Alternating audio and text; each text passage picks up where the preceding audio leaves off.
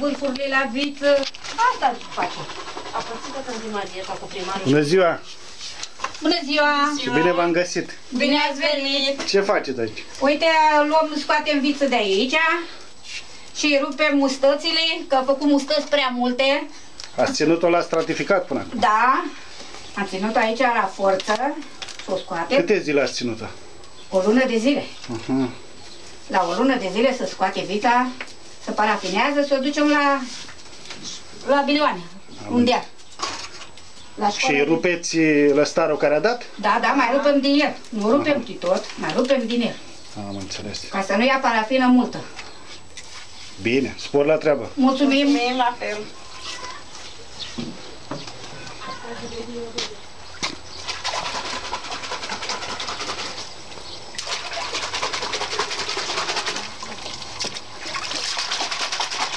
Merge treaba? Merge, merge. Auzi, Georgica?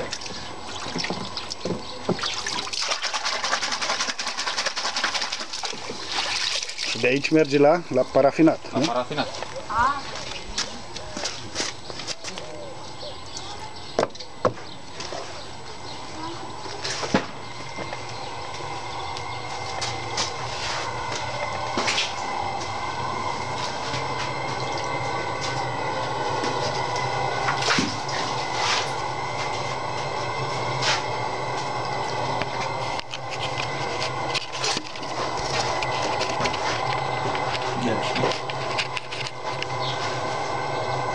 Pune-ne și nouă viță mai pe drept.